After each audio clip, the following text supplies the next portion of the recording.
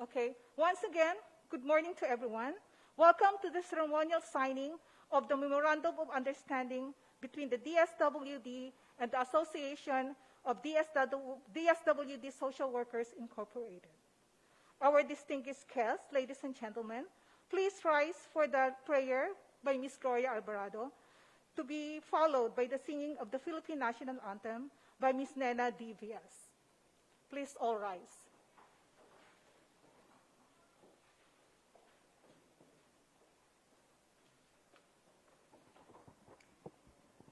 Ilagay po natin ang ating mga sarili sa presensya ng ating mga Panginoon. Panginoon, sa pagkakataong ito, amin ka naming pinasasalamatan sa patuloy mong paggabay at pagligtas sa amin sa araw-araw.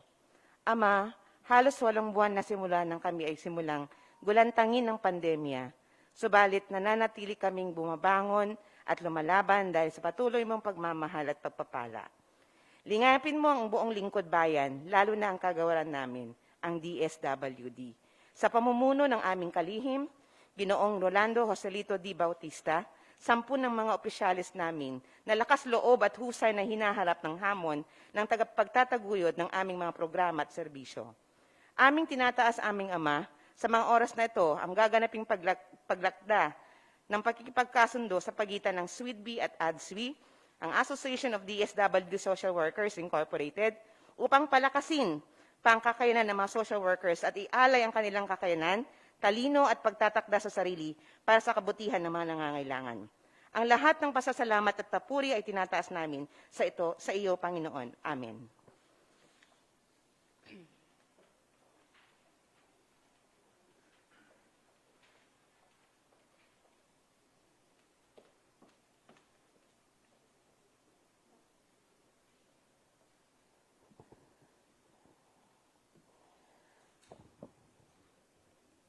Bayang magiliw, perlas ng silanganan, alab ng puso, sa dibdib mo'y buhay. Lupang hinirang, duyan ka ng magiting, sa manlulupig, di ka pasisiil, sa dagat at bundok, sa simoy at sa langit mong mughaw, ang dilag ang tula at awit sa paglayang minamahal. Ang dilag ng watawat mo'y tagumpay na nagniningning, ang bituin at araw niya kailan pa may di magdidilim.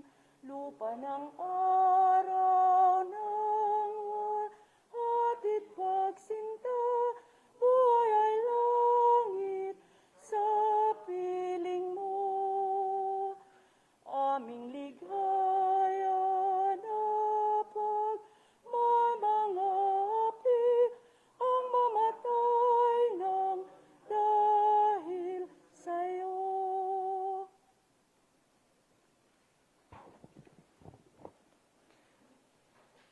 Kindly seated.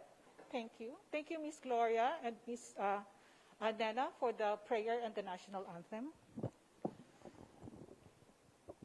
I would like to acknowledge the presence of the EXICOM and MANCOM, headed by the Honorable Secretary Rolando Joselito Bautista, Assistant Secretary for Standards and Capacity Building, Assistant Secretary Noel M. Calalad, Director Rodora Gido Alday, Director of the Social Welfare Institutional Development Bureau.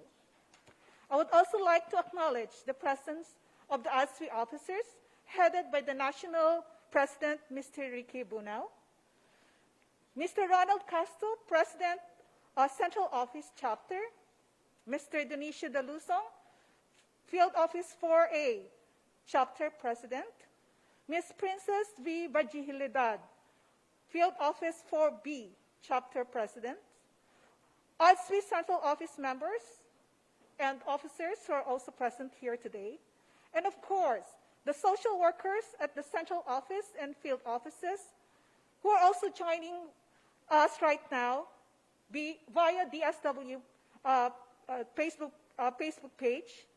Pleasant morning to everyone. We are all gathered here today for the ceremonial signing of the Memorandum of Understanding between the Department of Social Welfare and Development and the Association of the DSWD Social Workers Incorporated to establish the partnership and the mutual goals and expectation between the DSWD and the association. To start off, let us all welcome the Assistant Secretary for Standard and Capacity Building, Assistant Secretary Noel Macalalad, for the opening remarks.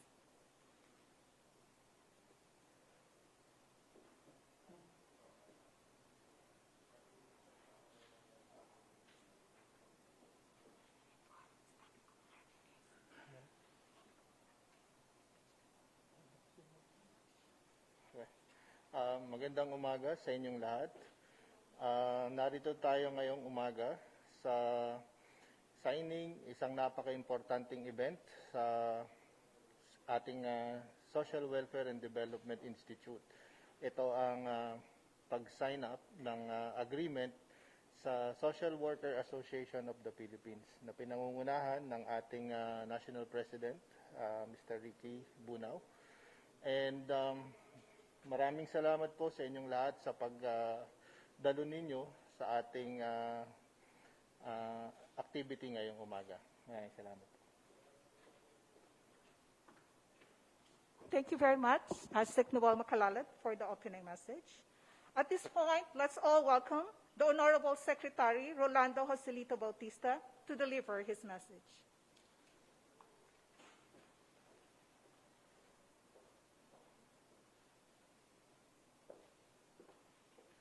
Joyce, dito.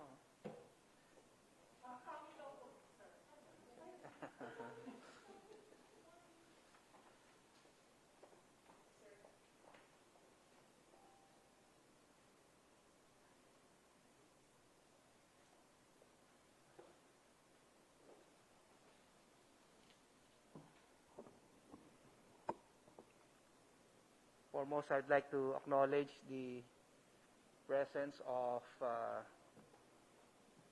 important persons in this significant event. Let me start with ASEC Noel Macalalad, ASEC Joyce Niwani,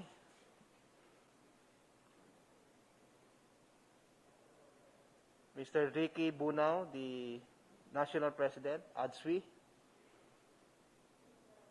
Director Rodora Alday, Mr. Dionisio Dalusong, Field Office 4A, Chapter President, Mrs. Princess Bagilidad Region, Field Office 4B, Chapter President, Bagilidad, dikit kay region, no? Ito yung nakalagay. So, Princess Bagilidad. Mr. Ronald Castro, the CO Chapter President. He was around here before I arrived, but he attended right now the MANCOM meeting. To all the officers and members of ADSWI who are both physically present here and on virtual. Naka-virtual ba tayo ngayon? Okay.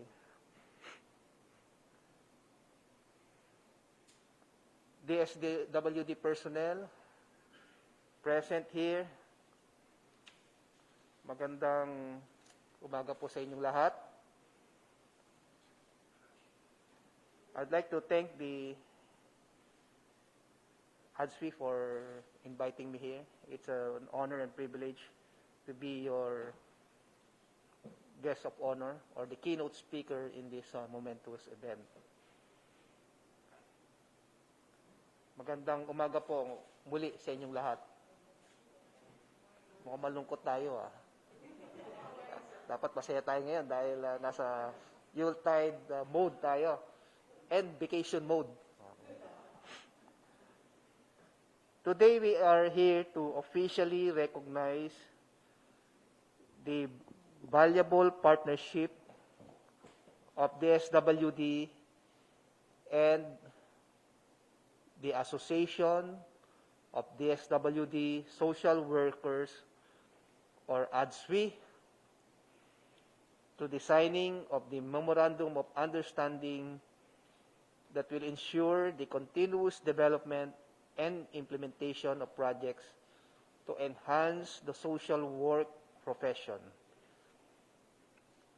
As a trivia, I think last year, this was presented to me by the President, Mr. Ricky Bunao, giving me a background of the organization or the creation of the ADSWI. I'm not sure whether this is existing, the ADSWI, or this is the formal launching of ADSWI. Existing na yung ADSWI, di ba? Yes, okay. So he gave me a background, an overview of what is ADSWI all about. And he mentioned to me about this event today. And lo and behold, after 1 year, we are now here to have the forging of the Memorandum of Understanding between the DSWD and ADSWI. So, palakpakan natin yung effort ng mga officers ng ADSWI. Social workers continue to enhance the overall well-being and help meet the basic and complex needs of communities around the country. This type of work needs a lot of commitment, patience, and compassion to those who are needy. With DSWD as primary setting of the social work practice, we recognize the valuable contributions of the social workers in the department, but also those social workers, but not under the DSWD, for the successful implementation of DSWD programs and services. Your dedicated service to the Filipino people is unparalleled. As such, I express my gratitude to all the members of ADSWI for this partnership. This collaboration will not only ensure our commitments to the ASEAN Social Work Consortium, but will also help us in our common goal to uphold and continue improving the standards of social work practice across the country. My only advice to the organization, to ADSWI, never allow your organization to be used by other organization that is not in accordance with your intent and purpose. I advise you to focus on your goals and objectives and be careful of accepting members which you believe has different motivation on why he or she joining your organization.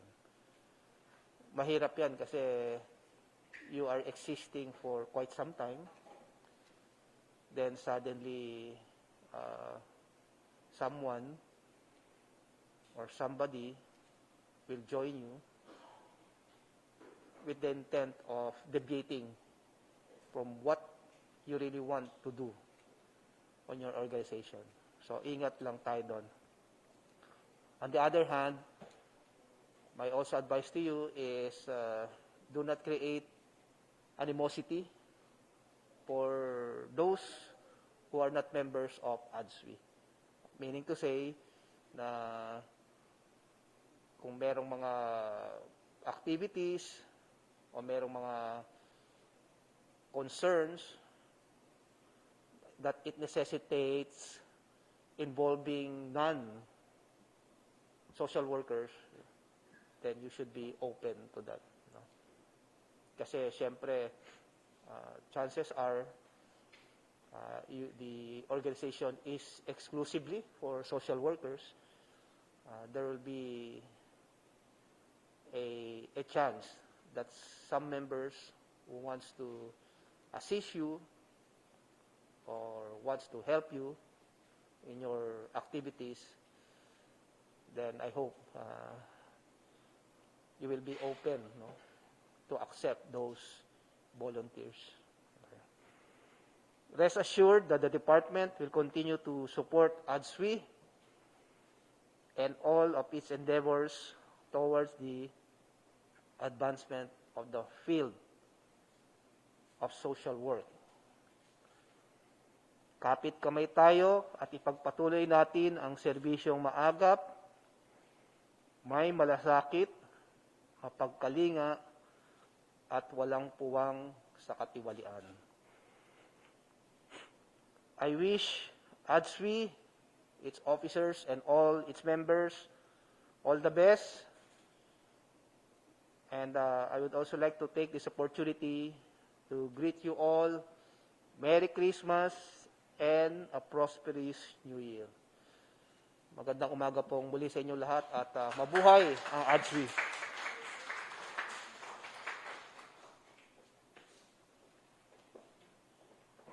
Thank you very much, Secretary, for the message. I would like to acknowledge the presence of the Assistant Secretary for Policy and Plans, Assistant Secretary Jocelyn Iwan. Good morning. At this point, I would like to welcome the National President, Mr. Ricky Bunao, to deliver his message.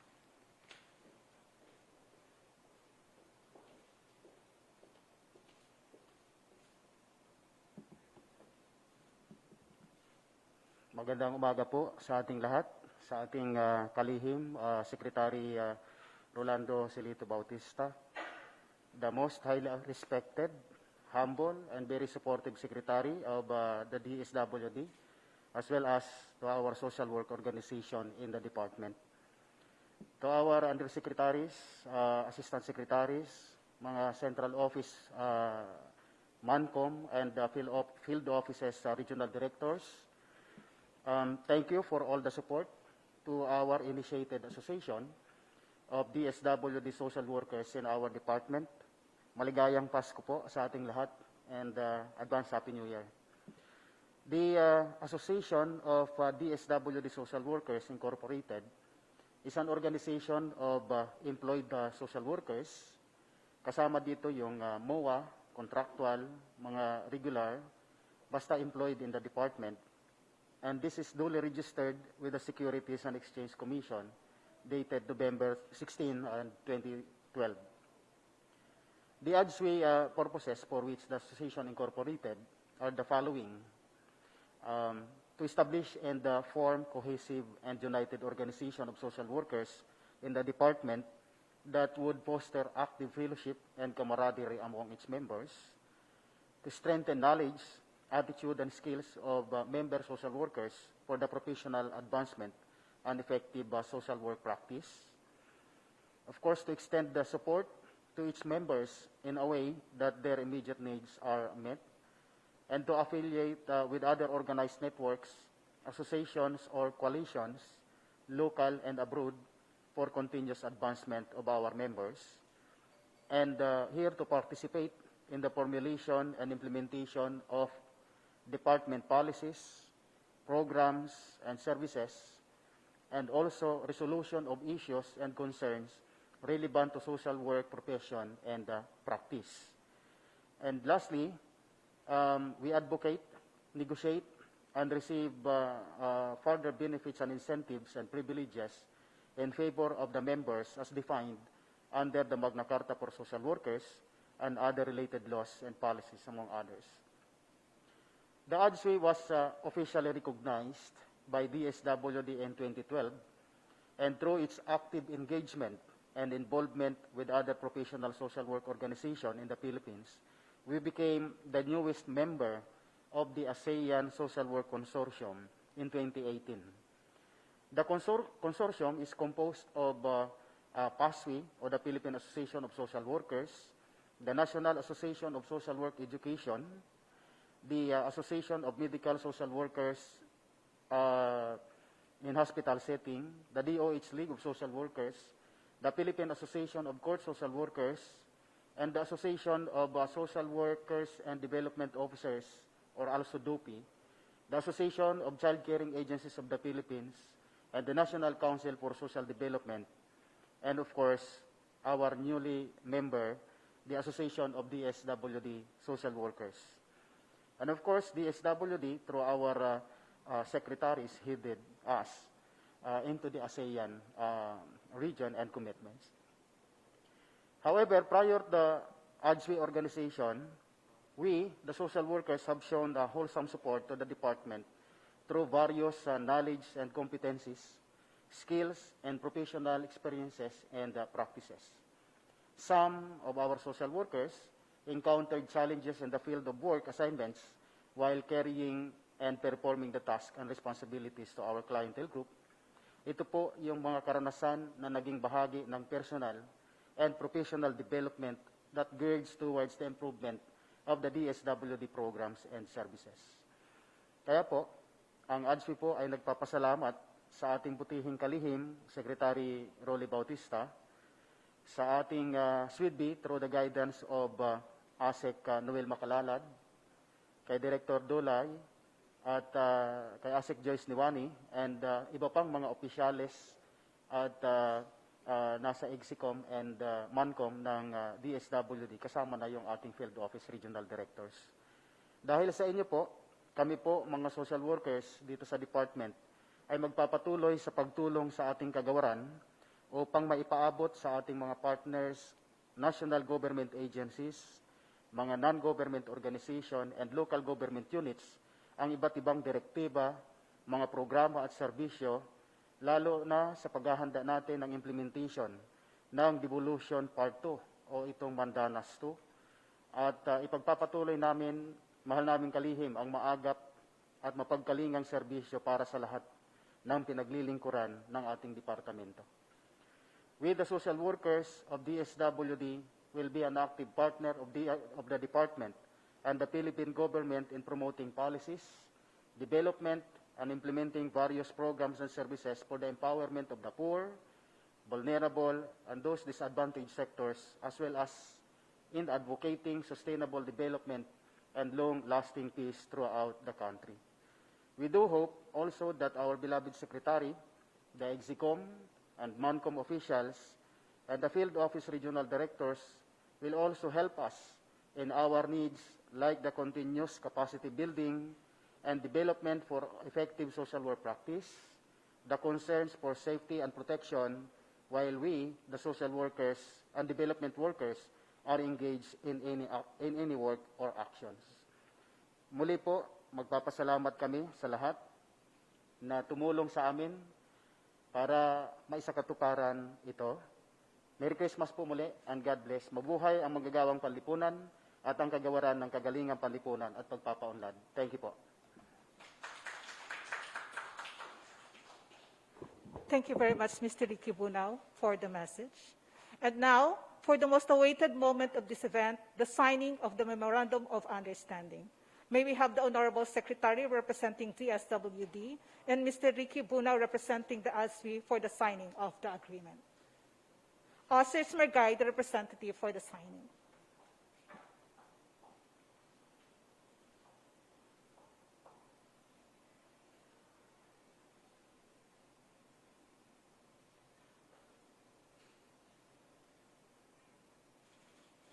May we also have ASIC Noel Macalalad and Mr. Ronald Castro to take part in our symbolic session between the DSWD and ADSWI as a signature in the document to verify its authenticity. Ushers may guide the representatives and the witness.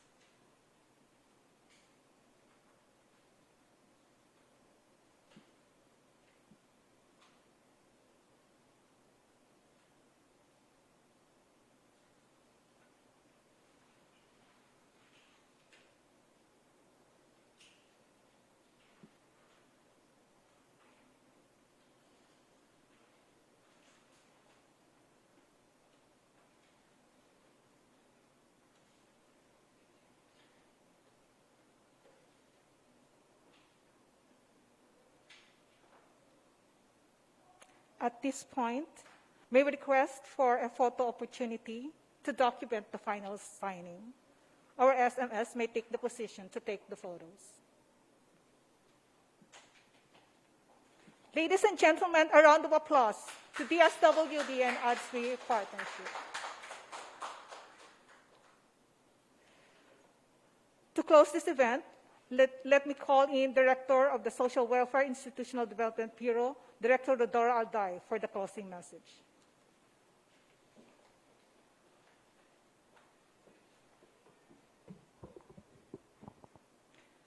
To our Honorable Secretary, to ASEC Noel, ASEC Joyce, to Ricky Bunao, the President of ADSWI, and the officers present. Magandang umaga po sa inyong lahat. Ganun din po sa ating mga directors, regional directors, and fellow social workers who virtually joined us in this event. Magandang umaga rin po sa inyong lahat. So allow me first to say thank you to everyone who made this event possible, the SWIDB staff, and of course, the officers of ADSWI. And to everyone who chose to spend their morning with us to witness a milestone in the history of DSWD, marami pong salamat. Well, this year has been marked with so many events which seems to have no end in sight. May today's event bring us hope and lift our spirits, lalo na sa mga frontline social workers. I'd like to close by a call to action that I hope after today's event, this partnership become pathways to allow us again to renew our strength, continue our journey, and grow in the profession. Muli, maraming salamat at isang ligtas at maligayang Pasko po sa ating lahat. Thank you very much, Director Dola, for the closing message. Before we end our event, I would like to invite our guest to come in front for the photo opportunity. SMS may take the position to take photos. Invite po lahat ng mga guests sa likod po tayo mag-photo opportunity. Maraming salamat po.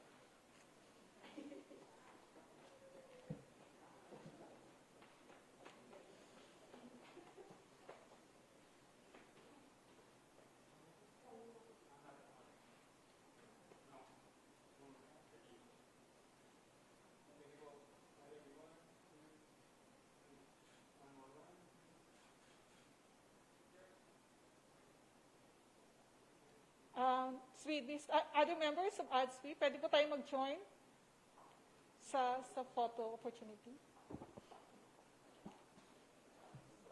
Social distancing lang po.